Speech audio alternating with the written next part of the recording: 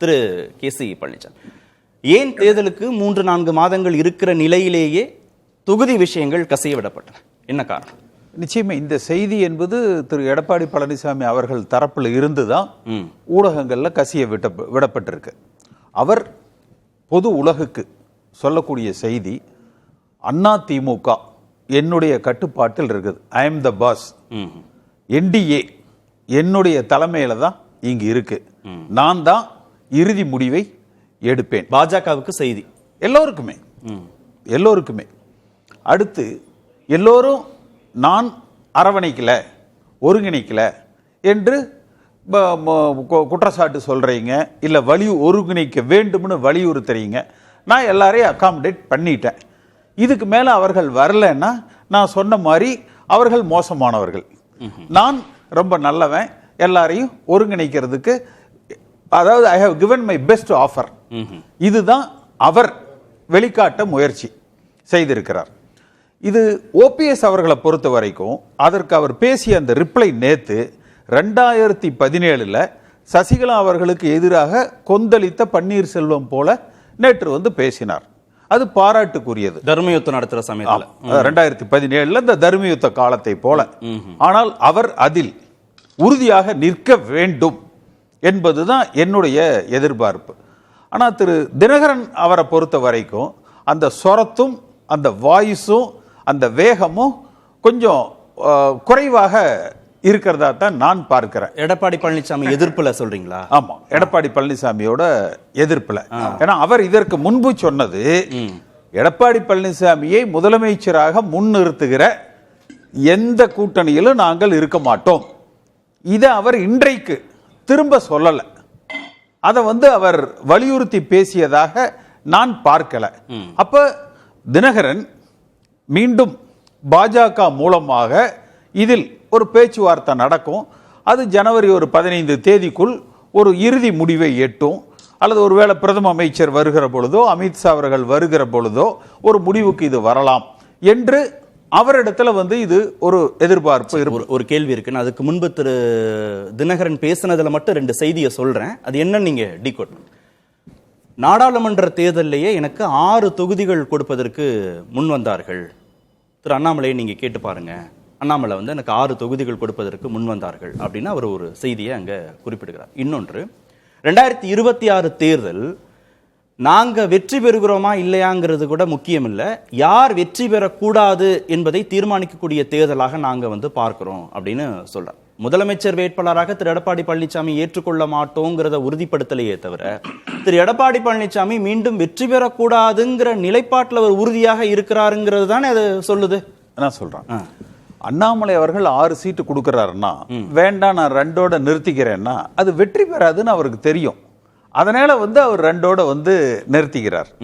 2வது, அவர் இன்றைக்கு சொன்னது யார் வெற்றி பெறக்கூடாது அப்படிங்கிறது, ஏன் அது திமுகவாகவும் இருக்கலாம்ல. அதாவது எக்ஸ்பிளிசிட். இதுக்கு முன்னாடி கணீர் நடிச்சாரு. இப்ப நேத்து ஓபிஎஸ் சொன்னார் இல்லையா, ஆனா அவர் சொன்னதுல ஒன்னும் தப்பு. பழனிசாமிங்கிற பேருன்னு அவர் சொல்றது தப்பு. எடப்பாடின்னு சொல்லணும். பழனிசாமின்னு பல பேர் இருக்கிறாங்க. அப்ப தினகரனை பொறுத்த வரைக்கும் அந்த எக்ஸ்பிளிசிட்டா சொல்லி இருந்தா அந்த வேகமும் அந்த வால்யூமும் இன்னும் பெரும் செய்தியை அது வந்து கொடுத்திருக்கும். இது வந்து அந்த ஒரு பெரும் செய்தியை வந்து கொடுக்கல. இந்த சூழ்நிலைகள் எல்லாமே பாஜக தெரியும். இது கொடுத்தால் என்ன விளைவுகள் வரும் என்பது அவர்களுக்கு தெரியும்.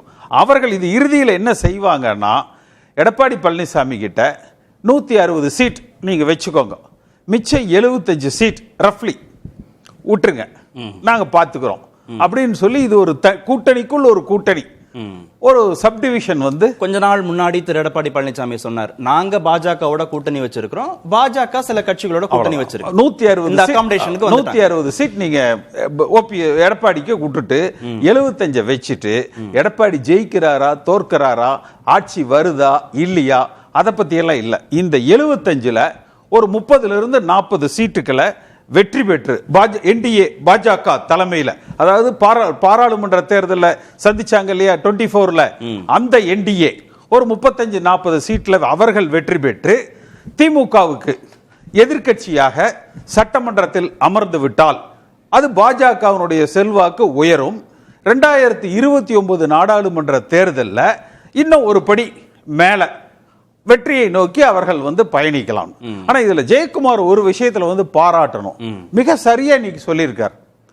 அதிமுக என்கிற மாளிகையில ஒவ்வொரு செங்கற்களாக உருவப்படுகிறது அப்படின்னு. ஒரு வீடு இருக்கு, ஒரு செவுரா ஒவ்வொரு கட்டடமா, ஜன்னலை தனியா, கதவை தனியா, செங்கல்ல தனியா பிரிச்சு எடுத்தா என்ன ஆகும்? அவர் சொன்ன ஸ்டேட்மெண்ட்ல உதிர்ந்த செங்கல் அப்படின்னாரு. அதிமுகங்கிறது கட்டி முடிக்கப்பட்ட கோபுரம். அந்த கோபுரத்துல ஓபிஎஸும் தினகரனும் உதிர்ந்த செங்கல்கள், அவங்க ஆதரவாளர்கள் உதிர்ந்த செங்கல். எங்கிருந்து உதிர்ந்தது? அந்த கட்டி முடிக்கப்பட்ட கோபுரத்திலிருந்து உதிர்ந்தவர்கள். ஆமா சார், 1-2 உதிர்றதுனால என்ன கோபுரமே விழுந்துற போதான் சார்?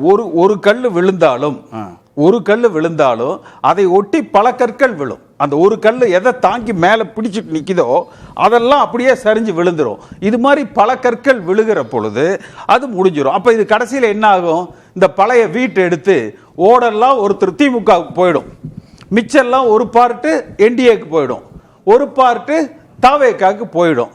அடி நிலத்தை எடப்பாடி பழனிசாமி வச்சுக்கிட்டு அவர் கொண்டாடிக்க வேண்டியதுதான். அப்ப அதிமுக என்பது முழுமையாக சிதைக்கப்பட்டு இதன் பின்னணியில் அவருடைய நோக்கம் திமுக இந்த முறை ஆட்சிக்கு வர வேண்டும் என்று மனதார விரும்புகிறார். எடப்பாடி அவருக்கு என்ன லாபம்? சார், இந்த முறை 2 விஷயம் இருக்குது சார். அதாவது அஞ்சுவது அஞ்சாமை பேதமை. நான் பார்த்த தேர்தல்கள்ல 77 இருந்து நான் தேர்தல்களை பார்த்திருக்கிறேன். ஒவ்வொரு தேர்தலிலும் ஏதாவது ஒரு ஓரத்துல நமக்கு தெரியாம கூட ஒரு தவறு நடந்து அதுல 1000-2000 வாக்குகள்ல ஒரு 4 தொகுதி தோத்தரக்கூடாது, 5 தொகுதி தோத்தரக்கூடாது என்று சர்வ ஜாக்கிரதையோடு தலைவர்கள் மட்டத்துல பார்ப்பாங்க. வந்தா வருது, போனா போகுது, ஜெயிச்சா ஜெயிக்குது, ஜெயிக்கலைன்னா பரவாயில்ல. சார், 170 தொகுதிகளில் போட்டியிடணும்னு நினைக்கக்கூடியவரா வந்தா வருது போனா போகுதுன்னு நினைக்க போறாரு. சார், நீங்க போட்டி இந்தியா முழுக்க போட்டியிடலாம் சார். நீங்க ஒவ்வொருத்தருக்கும் ஒரு 10 லட்சம் கொடுத்து 500 சில்லற பாராளுமன்ற தொகுதியிலையும் போட்டியிடலாம். அத்தனை மாநிலத்தில் இருக்கிற சட்டமன்ற தொகுதியிலையும் போட்டியிடலாம். அதிக தொகுதிகளில் போட்டியிடுகிறவர் ஆளப்போவது இல்லை. அதிக சட்டமன்ற தொகுதிகளில் வெல்பவர் மட்டுமே ஆள்வதற்கு தகுதியானவராக முடிவெடுக்கப்படுவார். அப்ப நீங்க எத்தனையில போட்டியிடுறீங்கிறது கூட முக்கியம் இல்ல, எவ்வளவு தொகுதிகளில் நீங்க வெல்கிறீர்கள். இதனோட முடிவு எப்படி வரும்னா 2 லைன் சொல்லிடுறேன். 89 ஜா அணி போன்ற நிலையை எடப்பாடி பழனிசாமி பெறுவார். ஜே அணி போன்ற நிலையை மேலும் பல பேர் விஜய் பக்கம் போகிற பொழுது அது உண்மையான அதிமுகவாக தோற்றம் அளிக்கப்பட்டு ஜே அணி போன்ற ஒரு நிலையை டிவிகே விஜயனுடைய கட்சி அடைவதை நோக்கி எடப்பாடி பழனிசாமி தள்ளுறாரு. இது இன்னொரு ஒரே லைன் தான். அதாவது எப்படி திரு ராகுல் காந்தி அவர்களுக்கு மாநிலங்களில் இருக்கக்கூடிய தலைவர்கள் போட்டியாளர்களாக இருக்கிறார்கள், அவர்களை பதவி நீக்கம் செய்ய வேண்டும், கட்டுப்பாட்டில் எடுக்க வேண்டும் என்று அவர்கள் செயல்பட்டு எல்லா மாநிலத்திலும் காங்கிரஸை அழித்து இன்றைக்கு அகில இந்திய அளவில் ஒரு மாநில கட்சியை விட கீழே இருக்கிறாங்களோ அதுபோல மாவட்ட வாரியாக மண்டல வாரியாக அதிமுகவை சிதைக்கிற பணியை மிக சிறப்பாக எடப்பாடி பழனிசாமி செய்து கொண்டு இருக்கிறார்.